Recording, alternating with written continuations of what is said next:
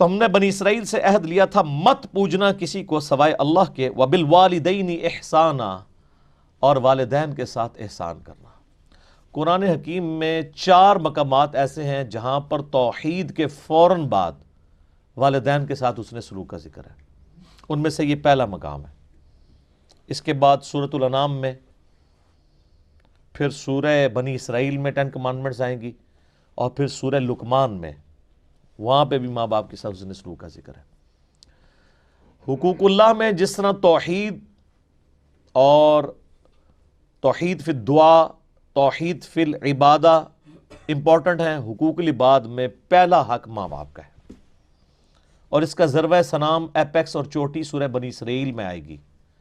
وہاں تو یہاں تک آیا کہ ماں باپ کو اف بھی مت کہنا، اور اگر دونوں یا دونوں میں سے ایک بڑھاپے کی حالت میں تمہیں ملے تو ان کے سامنے اپنے عاجزی کے ساتھ کندھے جھکا کر رکھنا، ان کو اف تک مت کہنا، اور ان کے لیے دعا کرنا کہ اے اللہ ان پہ بھی رحم فرما، جس طرح بچپن میں انہوں نے مجھ پہ رحم کر کے مجھے پالا تھا۔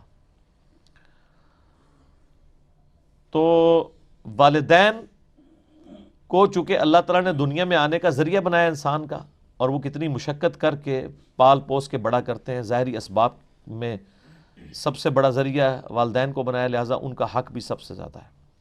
اور اس کے بعد وذی القربیٰ، اور قریبی رشتہ داروں کے ساتھ بھی احسان کرنا، والیتامیٰ، اور یتیموں کے ساتھ، والمساکین، اور مساکین کے ساتھ، مسکین لوگ، غریب لوگ جن کے لیے 2 وقت کی روٹی ایشو ہے، اگر آپ ان کے لیے صدقہ اور خیرات کر سکتے ہیں تو وہ ضرور کریں۔ وَقُولُوا لِلنَّاسِ حُسْنًا، اور لوگوں سے اچھی بات کرنا۔ اچھا، بعض لوگ اس کا ترجمہ یوں کر دیتے ہیں کہ لوگوں سے حسن اخلاق سے پیش آنا، وہ بھی درست ہے۔ حسن اخلاق سے پیش آنا یہی ہے کہ اس سے اچھی بات کرنا، یہ نہیں ہے کہ مسکراتے ہوئے اسے گناہ کی دعوت دینا۔ لوگ یہ سمجھ رہے ہوتے ہیں کہ بڑی ایکٹنگ کر کے بولنا یہ حسن اخلاق ہے۔ حسن اخلاق یہ ہے کہ اخلاقیات کیا ہیں، ہم کن چیزوں کو غیر اخلاقی کہتے ہیں، جو انبیاء کی تعلیمات کے مخالف ہوتی ہیں، جو انبیاء اکرام علیہ السلام نے چیزیں تعلیم فرمائی ہیں وہ اعلیٰ درجے کی اخلاقیات ہیں۔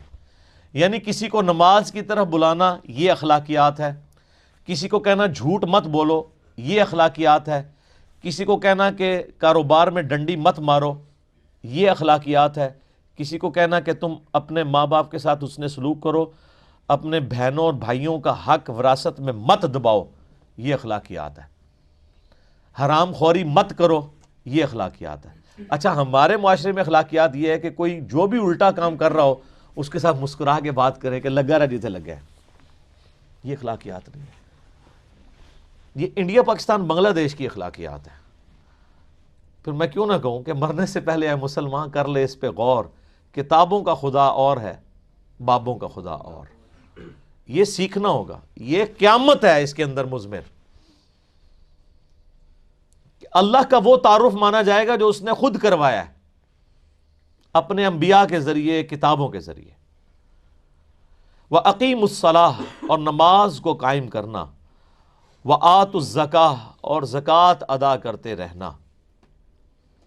آپ دیکھ لیں کہ توحید کے فوراً بعد حقوق العباد کا ذکر آیا ہے، اور اس کے بعد نماز کا ذکر آیا ہے، اس امپورٹنس کو بتانے کے لیے کہ نمازوں کا خدا اور نہیں ہے، نمازوں کا خدا بھی وہی ہے جو ماں باپ کا خدا ہے۔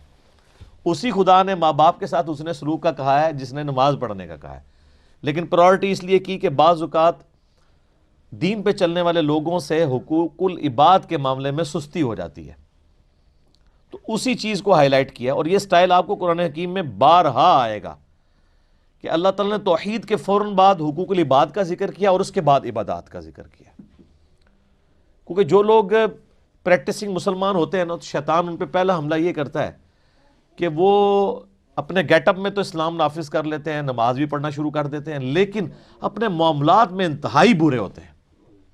اور اس کا گلہ آپ اکثر لوگوں سے سنتے ہوں گے، وہ دیکھیں جی انہیں داڑھی رکھی ہے، داڑھی رکھ کے پہ کیا کرتا ہے، ویکھو انہوں۔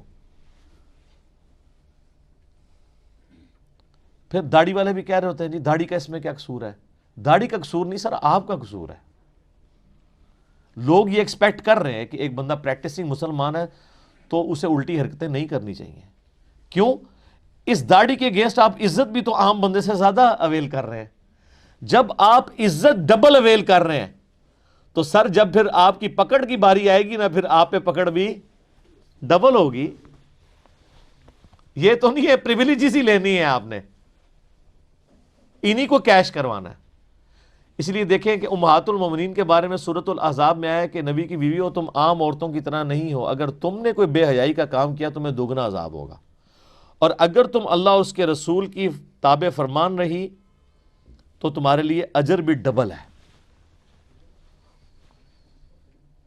تو یہ اللہ تعالیٰ نے دیکھیں موٹی موٹی کون سی باتیں گنوائی. نمبر 1 توحید, نمبر 2 والدین کے ساتھ حسن سلوک, نمبر 3 قریبی رشتہ داروں کے ساتھ, نمبر 4 یتیموں کے ساتھ, نمبر 5 مساکین کے ساتھ, نمبر 6 لوگوں کے ساتھ حسن اخلاق سے پیش آنا ہے, ان کو اچھی بات کا حکم دینا ہے, اور نمبر 7 نماز قائم کرنی ہے, نمبر 8 زکوٰۃ دینی ہے.